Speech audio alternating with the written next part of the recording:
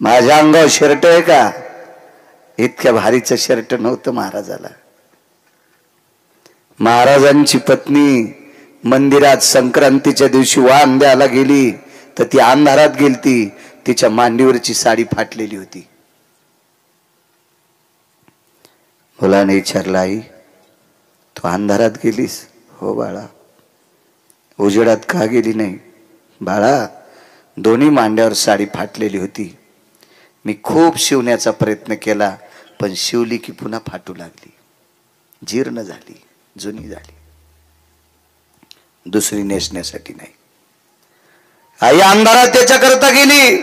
बाळा स्त्रीच्या अंगावरचं लुगडं फाटलं, तिच्या मायबापाची इज्जत जात नाही, तिच्या सासू सासऱ्याची इज्जत जात नाही, तिच्या नवऱ्याची जाती.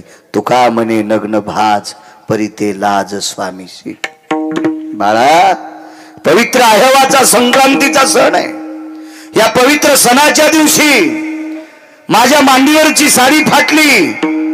ही परिस्थिती जर लोकांनी पाहिली तर माझ्या कपाळाच्या मालकाची इज्जत जाती, तुझ्या बाबाची इज्जत जाती आणि तुझ्या बाबाची प्रतिष्ठा जाऊ नये याच्याकरता अंधारात वाण देऊन आले.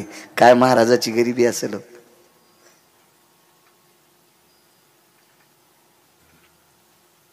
काय गरिबी असेल? काय परिस्थिती असेल त्या महाराजांची? आणि तितक्या गरिबीतला महाराज यमाला चुटकी वाजून सांगितलं, यमराज माझ्या विटेवरच्या मालकाचा एक नातू वज्र जर मेलास तर माझ्याशी गाठ एक. दात खाऊन वाक्य वापरलं. यमानं श्रुती नावाची पत्रकार पाठवली. पहिली जगातली पत्रकार कोण? तर श्रुती. त्याच्या अगोदर कोणी पत्रकार नव्हतं. श्रुती माते जी विश्वाच्या मालकाचा नातू वाचिणारा वारकरी त्याला भेटून या. श्रुतीनं प्रणाम केला. महाराज देवाचा नातू कोणीच वाचू शकत नाही, तुम्ही वाचिणार? वाचवायचा काय विषय, मरूच देत नाही. कोणाची माय आली वज्राला मारायची. श्रुतीनं सांगितलं ताकद कशाची? आतापर्यंत भगवंताचं भजन केलंय, त्या भजनाच्या पुण्याचे हौद भरलेत आणि त्या पुण्याच्या बळावर या पोराला पोह्याचा प्रसाद द्यालता. त्या वारकऱ्याचं नाव होतं सुदामदेव. देवाच्या 56 कोटी यादवापैकी एकाच नातवान प्रसाद खाल्ला होता, त्याचं नाव होतं वज्र. वज्र महाराज देवाच्या वंशात दिवा लावायला सुद्धा एक सुद्धा माणूस शिल्लक राहत नव्हता, पण एका वारकऱ्यानं जिवंत ठेवला. हे कर्ज तो संती केला ऋणी नाचतो का? दुसऱ्या कडव्यावर बोलायचं बरं का, मी बोट केल्यावर का कसा नाचलाय?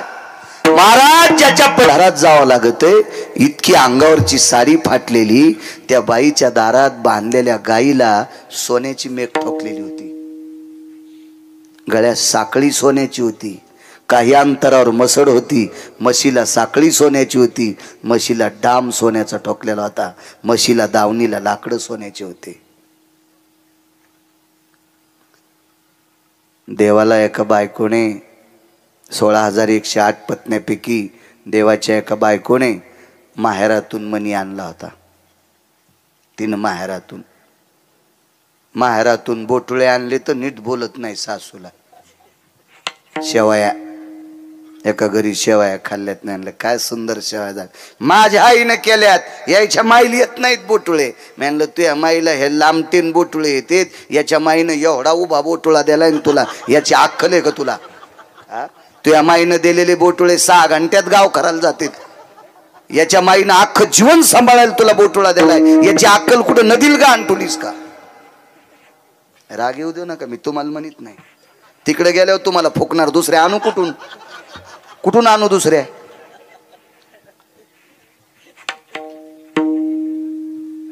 तिळभर करायचं, निळभर नाही सांगायचं. साधे बोटुळे आणले तर सासूला किंमत नाही. 26,666 तोळे 8 मासे याचा एक भार 21 क्विंटल 78 किलो 44 तोळे पावणे 22 क्विंटल सोनं देणारा मनी आणला. सोनं साचल्यावर ज्यानं आपलं लेकरू वाचिलंय त्याचं गाव सोन्याचं बांधलंय. याला दुसऱ्या कडव्यात नाचणं म्हणतात. म्हणून नाचे मागे मागे म्हणून नाचे मागे मागे म्हणून नाचे मागे मागे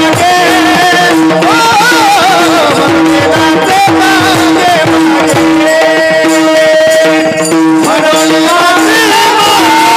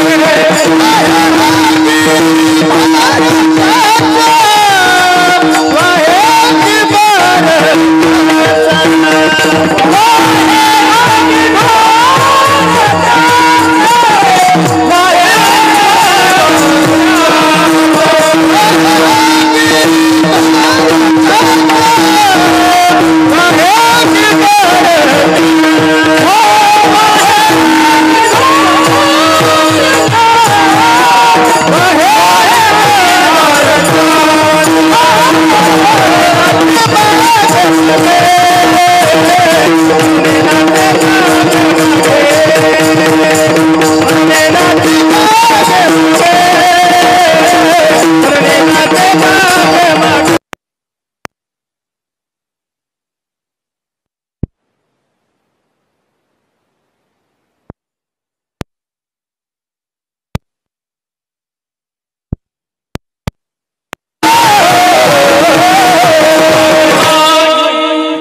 पागल झाले महाराज ते भक्तांकरता पागल आहे. साकडे पडोने दी काही व्यथा आपणची माथा ओढवी नाही येऊ देत संकट भक्तावर. एका वारकऱ्याकडे वारकरी जेवायला आले. एकादशी होती. फराळाला आले. गळ्यामध्ये विणा होता. एक जणाच्या हातात चिपळी होती. रामकृष्ण नामाचं चिंतन करीत करीत एका वारकऱ्याच्या दारात आले. आवाज आल्याबरोबर बाहेर आले. मातीचं गाडगं होतं. त्या गाडगं भरून पाणी घेतलं. सगळ्या वारकऱ्यांचे पाय धुतले. बसायला बोऱ्या टाकला. चटई नाही, सतरंजी नाही, गालीच्या नाही, गादी नाही, काय नाही, गोदडी पण नाही. बोऱ्या होता सिंधीच्या पानाचा. परिस्थिती नाजूक. बसली वारकरी. मातीच्या लोटक्यामध्ये पाणी प्यायला दिले. धातूचं एकही पात्र नाही घरी. तांब्याचं नाही, पितळाचं नाही, जर्मलचं नाही, प्लॅस्टिक तर नव्हतंच त्या काळात. पाणी पिलं. एका लहानशा गाडग्यात एवढा एवढा गुळाचा खडा होता. ह्या 4 वारकऱ्याला थोडा थोडा गुळ हातावर दिला आणि पुन्हा अर्ध लोटकं पाणी प्यायला दिलं. म्हणून गुळ पाणी देण्याची पद्धत होती.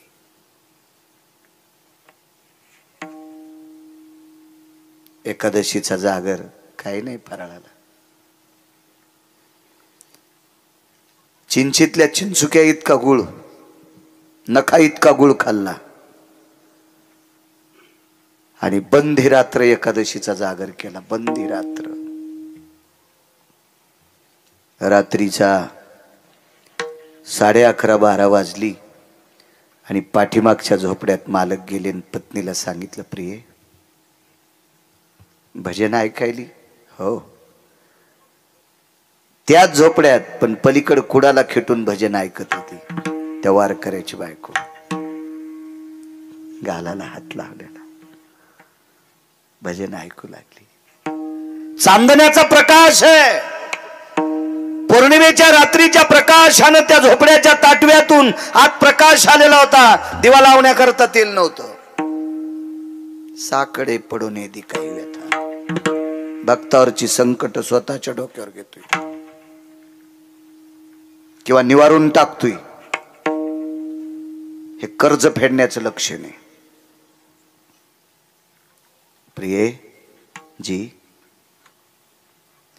एकादशीचा जागर एका कवडी इतक्या गुळावर केलाय, पण सकाळी द्वादशीला काहीतरी लागेल की नाही?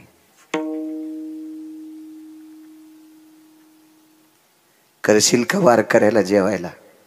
करते. पण वाक्य एक तोंडातून पडलं नाही, आपल्या घरी शिदा नाही, किराणा नाही. करते म्हणले. महाराज, नवऱ्याला दिलेला शब्द वाया जाऊ देऊ नये म्हणून रात्रीच्या 11:15 वाजता एका दुकानदाराची कडी वाजली. कडी वाजली.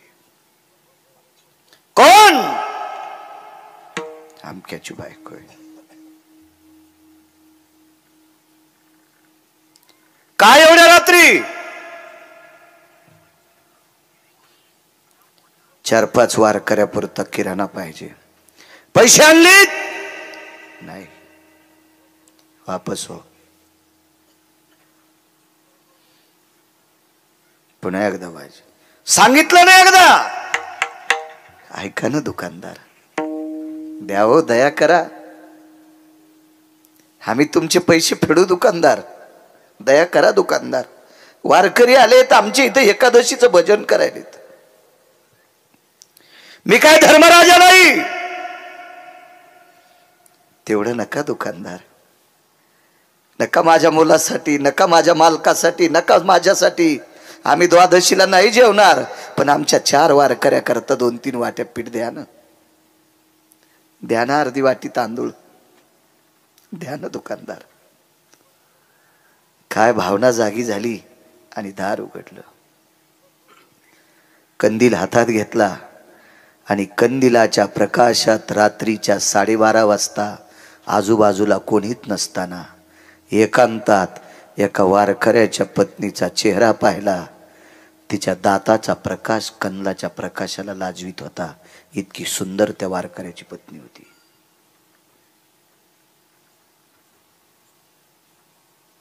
दुकानदाराच्या अंतःकरणात पाप जाग झालं. पैसे आणून देशील? कुठून येणार तुझ्याकडे पैसे? दुकानदार, पैसे जर नाही फिटले तर तुम्ही सांगताल ते काम करीन. शब्द सहज चुकीचा केला. एक म्हणायला पाहिजे होतं, सडा टाकील, सारवण करील, धुनी करील, तुमच्या रानात खुरपील, तुमचे दळणं नेशील, डाळी करील, काय तुमच्या शेतातलं घरातलं काम करील. सांगताल ते काम करीन म्हणल्याबरोबर दुकानदारानं कोड्यात पकडलं आणि एवढं मोठं गठुडं किराण्याचं देऊन टाकलं. किराण्याचं गठुडं 12:15 वाजता 12:30 वाजता उचलणार तेवढ्या अवकाशात दुकानदारानं सांगितलं, लक्षात आहे का? मी सांगितलं ते काम. काय काम करायचं? आज रात्री 1:15 वाजता 2 तासाकरता माझं काम तृप्त करण्यासाठी यायचं.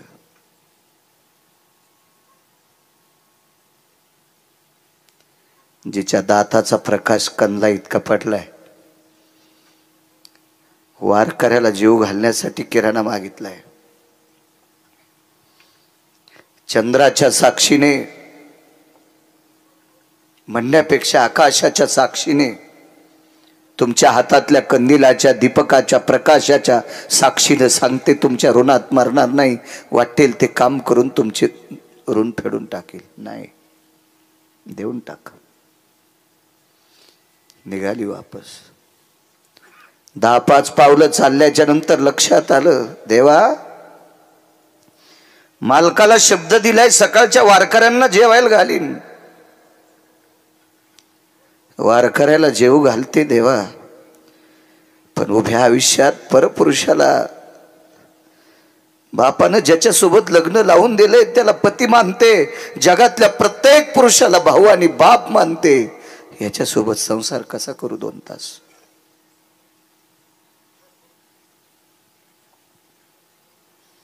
पुन्हा विचार केला, मालकाला लिहिलेला शब्द खोटा होऊ नये. देवा इतक्या पवित्र वारकऱ्याची सेवा अविरत केली, तरी पण मागच्या जन्मातलं जर काही पापाचं गठोडा असेल आणि शरीर बाटवायचं असेल तर तू ठरव. 1-1:15 वाजता 2 तासाकरता तुमचं दास्यत्व स्वीकारायला येते, द्या किराणा. घेतला. घरी नेऊन किराणा टेकला. हातातल्या बांगड्याचा आवाज आलता. भजन चालू असताना 1:15 वाजता मालक पलीकडे गेले. पाहिलं तर आपली पत्नी उकसाबुक शिरडत होती. डोक्यावरच्या पदराचा कोपरा तोंडात घातला. आपल्या रडण्याचा आवाज भजन करणाऱ्या वारकऱ्यांना जाऊ नये पण उकसाबुकशी उदका दाटत येत होता आणि पदराचा कोपरा तोंडात दाबून रडत होती. नवऱ्याने विचारलं, प्रिय दुःख कसले? वारकऱ्यापुरता किराणा देऊन टाकला. त्या दुकानदाराचं नाव होतं तुलसीदास नावाचा दुकानदार. महिपतींच्या चरित्रात बघा तुम्ही, लक्षात येईल तुमच्या.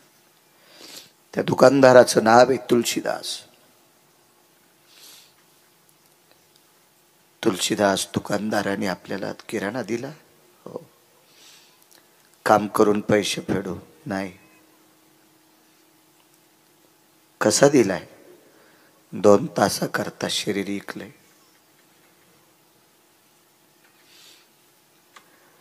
एखाद्या अलगद झाडाचं फळ खाली पडावा असं आल्हादी बसत बसत बसत खाली पती बसले. पत्तीच्या सानिध्यात डोळ्यातून पाणी कसं आणावं सहज शब्द पडला. प्रिय अविरत या मालकाचं भजन केलं रामप्रभूचं. त्या वारकऱ्यानं जीवनभर रामप्रभूचं भजन केलं.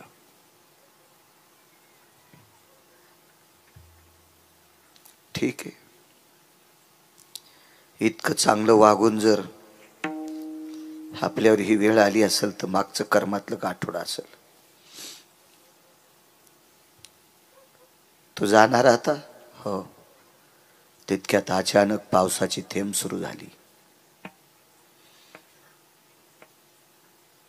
साकडे पडून दी काही व्यथा, याच्यावर बोलतोय 3ऱ्या कडव्यावर. पावसाची थेंब मंजुळशी सुरू झाली. तिला सांगितलं, प्रिय तिथपर्यंत जाऊस तर भिजशील. भिजल्याच्या नंतर तुझ्या अंगावरच्या कपड्याने त्याचा अंथरूण ओलं होईल. म्हणून एक साधा कपडा बायकोच्या डोक्यावर टाकला. रस्त्याने जाता जाता तुझे पाय भरतील, भरू नये म्हणून बायको खांद्यावर घेतली. आणि त्या तुलसीदास नावाच्या दुकानदाराच्या वट्ट्यावर पत्नी टेकून दिली. पत्नी वट्ट्यावर टेकल्याबरोबर आपण मागे सरकले आणि दोन्ही हात छातीवर ठेवले. प्रिय माफ कर मला. माझ्यासारख्या वारकऱ्याच्या संसारात तुला 2 तासाकरता शरीर विकावं लागते. माफ कर मला, माफ कर. लक्षात ठेव प्रिय, तू जर मला निष्ठेनं पती मानत असशील तर तुला या गळ्यातल्या मंगळसूत्राची शपथ आहे. 2 तासाकरता याला तू स्वतःचा पती समज. जी मालक या तुम्ही.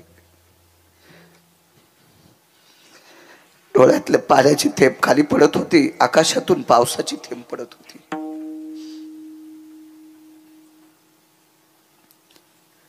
धरणी माता थरथर कापत होती.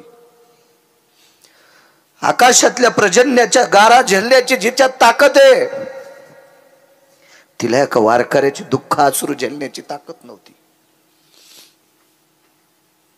आणि या धरणी मातीने विटीवरच्या मालकाला जाग केलं. देवा काय जाणो देवा होशील निजला. ह्या वारकऱ्याचं प्रारब्ध लिहित असताना तुला झोप लागली का देवा? तुला करुणेचा सागर कोण म्हणील? तुला वात्सल्य सिंधू कोण म्हणील देवा? त्या वारकऱ्याचं नाव होतं संत कबीर. संत कबीर रामनामाचं भजन केलं.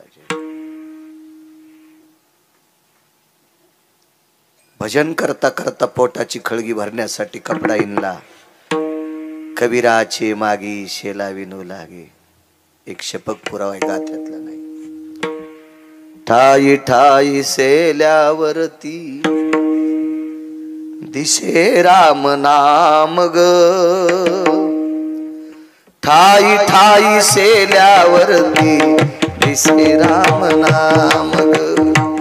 दिशे राम नाम ग. दिशे राम नाम ग. कपडा विणल्यावर त्या कपड्याचा धागा राम राम म्हणत होता. ती संत होती संत कबीर. सगळ्या जातीत संत जन्माला आले. कबीर मोमीन लतीफा मुसलमान सेना नावी जान विष्णुदास. संताला जात नाही. संत जातीसाठी जगत नसतो, संत विश्वासाठी जगत असतो. जगाच्या कल्याणा संताच्या विभूती. देह कष्ट भीती परोपकारे. जात नाही. याता याती धर्म नाही विष्णुदासा. निर्णय तो ऐसा वेद शास्त्री. भजन करण्यासाठी जात नाही. ब्राह्मण क्षत्रिय वैश्य शूद्र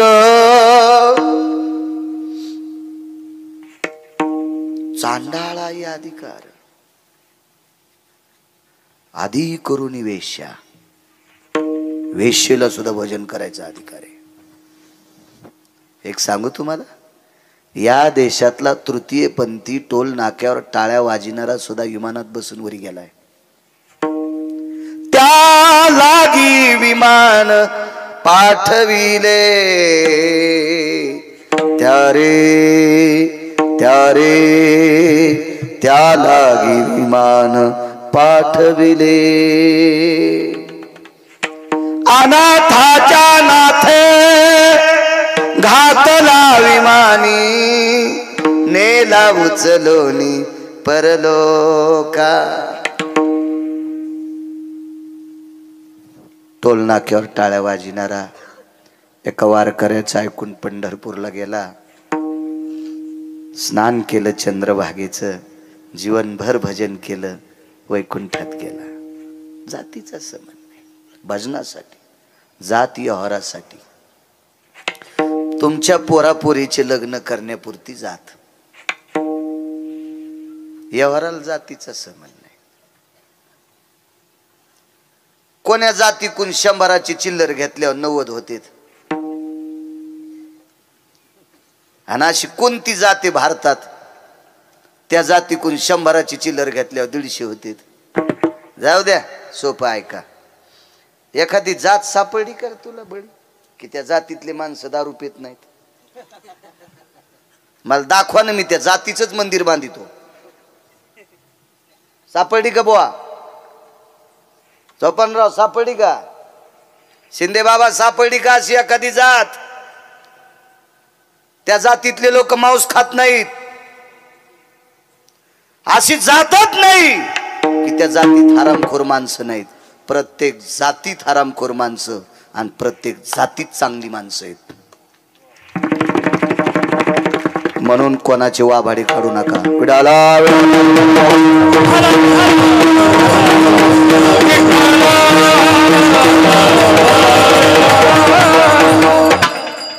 घराचा अर्धा रस्ता पार केला.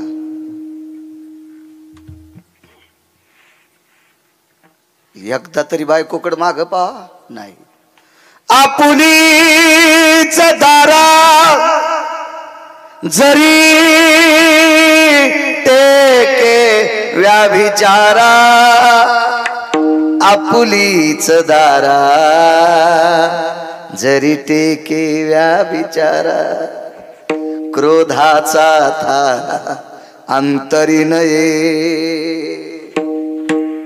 काय परिस्थिती असेल राजो, काय अवस्था असेल ती. बसू शकतो का आपण या चौकटीत? काय लायकी आपल्याला संत म्हणून घेण्याची? काय अधिकार आहे आपल्याला अध्यात्म क्षेत्रातला मी आदरयू म्हणण्याची?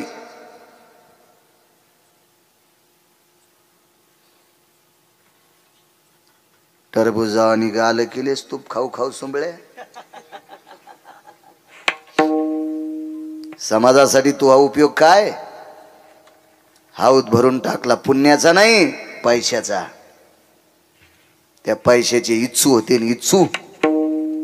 तू जर धर्मासाठी काम चांगलं करीत नसशील तर इच्छू होतील, इच्छू. पाकिट घरी नेऊन साशिले, त्या पाकिटाची जर तंबाखू खाल्ली महाराज तर खाली थुकल्यावर त्याचा सरप तयार होतोय. कुठं डसन सांगता याचा नाही. हा कुठं डसल काय सांगता याचं नाही. लोकांना दिलेल्या पाकिटाची जर बिडी वळली तर ते धुपन सुटतंय ना, त्या धुपनाचा वाक तयार होतोय. गळ्याला धरीन का पोटाला धरीन का बंद खाईल सांगता याचं नाही.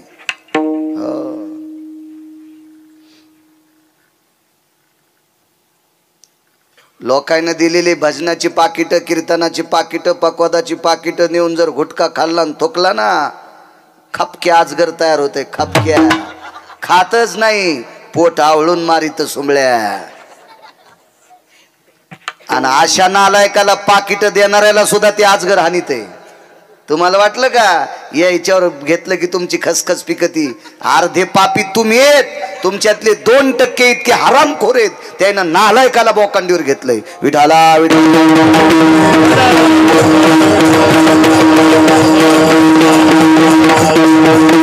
साकडे पडवणे दी काही आता इथपर्यंत आलतो. अर्धा रस्ता उरकलाय. नाही माग पाहिलो, नाही माग पाहिलं. टाळाचा आवाज कानावर आला, भजनात बसले. भजन चालू असताना मुखारविंदातून एक अचानक शब्द पडला, देवा सांभाळ रे माझ्या आबरूला, सांभाळ रे देवा माझ्या इज्जतीला. हे देवा चंद्र सूर्य तोपर्यंत मला पुरुषार्थहीन म्हणते रे. 1:15 वाजता कडी वाजली. दुकानदाराने कडी उघडून आतमध्ये त्या वारकऱ्याची पत्नी घेतली, कडी लावून टाकली, कंदील खुंटीला अडकिला. ती बाई पलंगावर बसली. साकडे पडोने ती काय व्यथा, काय घोडे माझा मालक. महाराज मुसमुसलेल्या शिळीच्या बोकडासारखा हरामखोर तुळशीदास दुकानदार. बोकड कळाला ना तुम्हाला? बोकड्याला बहीण कळत नाही, बोकड्याला त्याची आई कळत नाही. कितव्या दिवशी? कितव्या दिवशी? तिसऱ्या दिवशी. तिसऱ्या दिवशी 3 दिवसाच्या बोकडाला त्याच्या सोबत जन्माला आलेली त्याची पाठ, ती बहीण, ती कळत नाही. सगळ्यात हरामखोर जर कामानं विषयासक्त झालेला प्राणी जगात कोण असेल तर त्याला बोकड म्हणतात. आणि या बोकडाच्या बरोबरीचा तुळशीदास नावाचा दुकानदार, त्या बोकडा इतका हरामखोर. काय भाव बदलला विटेवरच्या मालकाने. लागलीच त्याने विचारलं, रस्त्याने चिखले पाल माती का नाही लागली? 10 मिनिटं निघून गेलते, चांदणी ढळली होती. दुकानदार 2 तासाकरता तुमची सहचरणी आहे. 40 मिनिटं निघून गेले. 3 वाजता सुट्टी द्या. आंघोळ करून वारकऱ्याला स्वयंपाक करायचा आहे. सांगताल माती का नाही ऐकताल. तुमचं अंथरूण भरू नये याच्याकरता माझ्या नवऱ्याने इथपर्यंत तुमच्या वट्ट्यावर खांद्यावर आणून टेकलंय. कंदिलाचा काच नाही फुटला, अंतःकरणातला रावण फुटला. आणि अंतःकरणातला रावण फुटला आणि बोकड्यापेक्षा मस्ताड्याला तुळशीदास नावाचा दुकानदार इतका साधू झाला आणि कबीराच्या पत्नीच्या पायावर डोकं ठेवलं. बहीणबाई, हे बहीणबाई, हे बहीणबाई, मला माफ कर ग, मला माफ कर.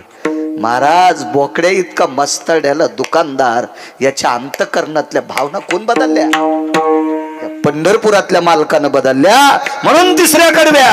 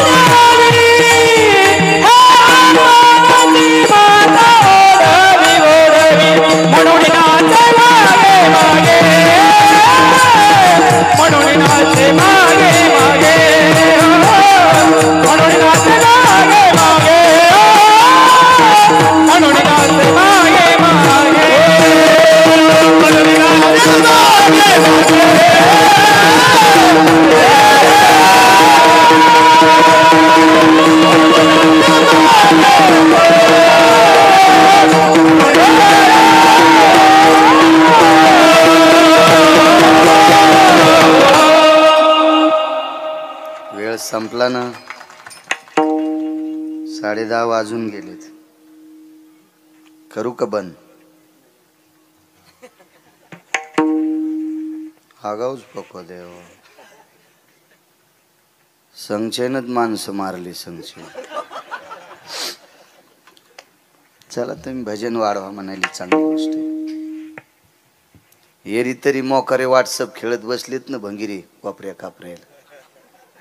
लय त्या मुख्यमंत्र्याचा संदेश येणार आहे का आराम खोरायला? तुला वाढदिवसाच्या शुभेच्छा. अशा माणसाला दिल्या त्याला सकाळी बायकून आणलं होतं आणि त्याला वाढदिवसाच्या शुभेच्छा द्यायला. त्याचं लोन तू इथं आलं तर तू उरफाट फुकीन. जुन्याला बी नव्याला बी.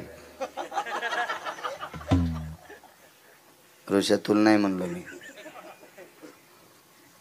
नवाच नवरदेव बसलाय आमच्या पुढे.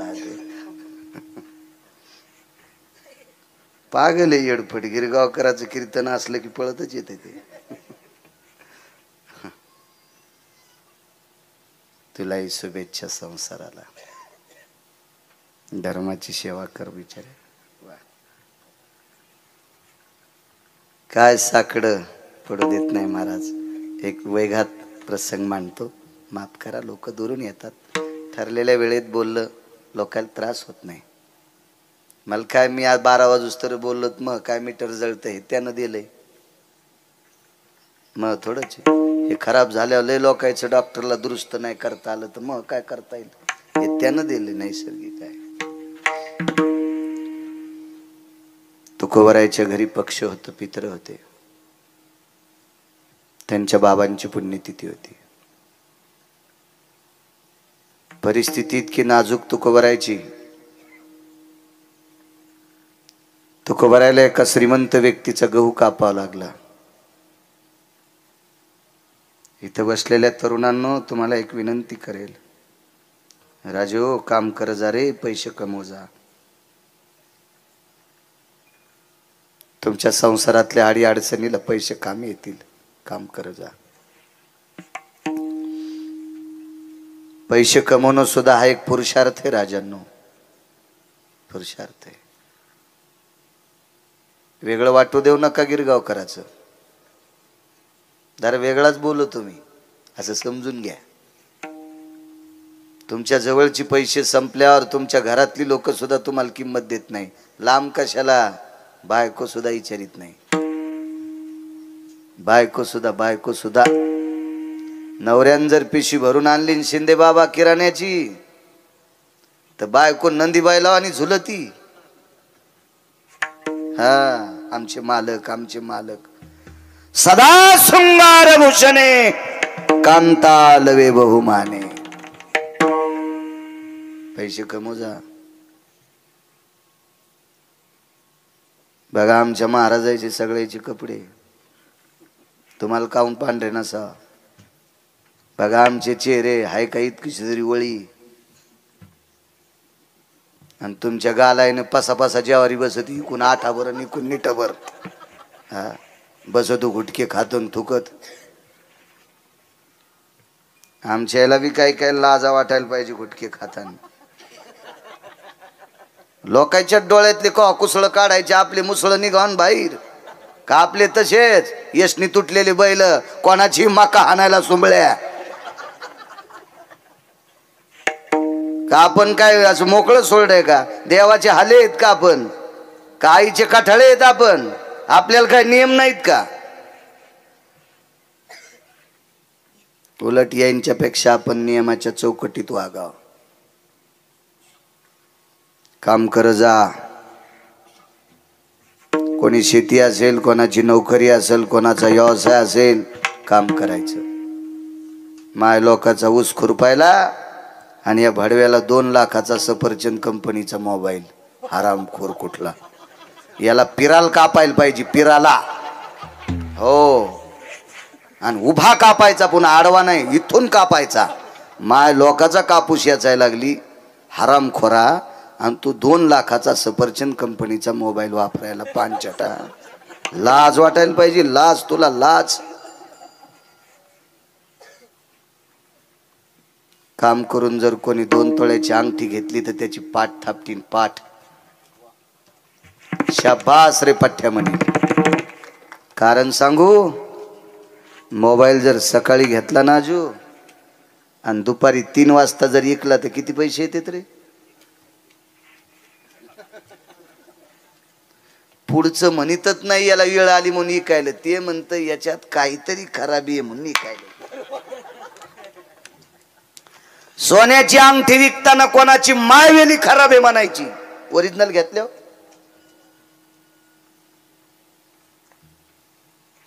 मोबाईल जरी ऐकायला नेला अडचणीत अर्धे पैसे. आईचं दुखायलंय, बाबांचं दुखायलंय, पत्नीचं दुखायलंय, लेकराचं दुखायलंय. लेकराला शिक्षणासाठी पैसे कमी पडले, मोड अंगठी. मोबाईल मोडून शिक्षण होतं का? म्हणून पैसे कमीने गरजेचे आहे. नाहीत मानी सोय रे. लय हरामखोर जात आपल्या पाहुण्याची. हे चलत्या घोड्याच्या गोमाशा येतात. चलतीचं नाव गाडी, थांबली तिचं नाव भांगार. मग येडी मुडी का असं, पण चल ना, येऊ दे ना, येऊ दे. आणि 55 लाखाची फेल झालेली टप्पर बाई. काय माणसं. आणि चालता ऑटो रिक्षा, येऊ दे दादा, हो दी कमराचे मनी मोकळे पण येऊ दी, इथं काय खाऊ झाडाचा पाला. हो 1 कोटीची गाडी, ब्रेक फेल, भंगार. चालत्या घोड्याला हात देणारी लोक आहेत. आपलं वाजलं की संपलं. म्हणून आज धनवंता लागी सर्व मान्य. किती मोठे माझे तुकोबर आहे. गहू कापला 10 वाजेपर्यंत, 10 वाजेपर्यंत गहू कापला. कोणाच्या रानात? हे रान तुकोबरायच्या वडिलांना पुढच्या एका गरीबाला दिलत. तुकोबरायच्या वडिलांनी ज्याला रान दिलंय त्याच्या रानातला गहू कापून वडिलांची पुण्यतिथी करायची. काय परिस्थिती असेल राजो, काय बिकट प्रसंग असेल या मागच्या लोकांचा. आज त्यांच्या नावावर डोळे दिपतील असे कपडे घालायलो होतो आम्ही, पण त्यांच्या नावाला बट्टा लागणार नाही असं आम्ही जगलोत तर आमचं बरं. नाही तर आम्हाला कोण्या नरकात टाकावं हे आम्हाला कळणार नाही. साधी परिस्थिती होती मागची. नामदेवरायची पाहिली, आळंदीतल्या मालकांची परिस्थिती. भोजलिंग काका म्हणून होऊन गेले गुरुवर्य. गुरुवर्य भोजलिंग काकांनी ज्ञानोबरायला शेंगादाणे द्यायचे. मोठ्यांच्या मुखारिंदातलं वाक्य. काय परिस्थिती हो, काय तुकोबरायांची परिस्थिती, काय नामदेवरायची परिस्थिती. सुंबाचा करदोडा रक्त्याची लंगोटी, नामा वाळवंटी कीर्तन करी. इतकी बेजार. गहू कापला. वेगात सांगतो, विस्तारपूर्वक काय कायच असेल तो युट्यूबला यांच्याकडे आहेच. इकडे दुसऱ्या याच्यात बघा, गरजा महाराष्ट्रावर पोरायचे बी बरेच चॅनल आहेत. डोक्यावर गव्हाच्या पेंड्या घेऊन जाता जाताना एका लोंबकळलेल्या फांदीला मोहळ बसलेलं होतं. मोहळ उठलं तुकोबरायला चावू लागलं. बसले तिथंच. 12 वाजली. 1 वाजता सगळी पितर जेवायला आली. आमंत्रण दिलेली भावकीची माणसं आली. विटेवरचा मालक जागा झाला. इंद्रायणीला सांगितलं पात्राची निर्मिती, अन्नपूर्णेला सांगितलं स्वयंपाकाची निर्मिती, आणि गनिमा कामाव शित्वा विशित्वा अष्टमा सिद्धीला सांगितलं स्वयंपाक वाढायचा. पितराचे पाय कोण धुवायचे? जगाचा पाप तुकोबरायच्या रूपात पितराचे पाय धुतोय. आटपली पित्र. गव्हाच्या पेंड्या घेऊन घरी आले. तुळशीपाशी पेंड्या टाकल्या. मालक पेंड्या कुठून आणल्या? 10 वाजेपर्यंत गहू कापला, त्याच्या बदल्यात 3 पेंड्या दिल्यात. आणि तुम्ही गहू कापायला गेले आणि इकडे पितराचे पाय तर तुम्हीच धुतले. आणि पात्राचा ढिगल पान. इतके पाहुणे जेवलेत, पितर जेवलेत, भावकीचे लोक जेवलेत, काही सोयऱ्याचे लोक जेवलेत. तुकोबरायने तुळशीच्या वृक्षाकडे बघितलं. देवाला आवडणारी अतिप्रिय कोण आहे? तर तुळशी आहे. तिला विचारलं, हे महामाये सुरतरू कोणी केलंय? तुळशीच्या पानातून पाणी टपकत होतं. आवाज आला, तुकोबराय हे विटेवरच्या मालकानं करून टाकलं. महाराज तुकोबरायच्या वडिलाच्या पुण्यतिथीचं कर्म देवानं स्वतः केलं. साकडे पडून येदी काही व्यथा, आपणची माथा उडवी. विढोबा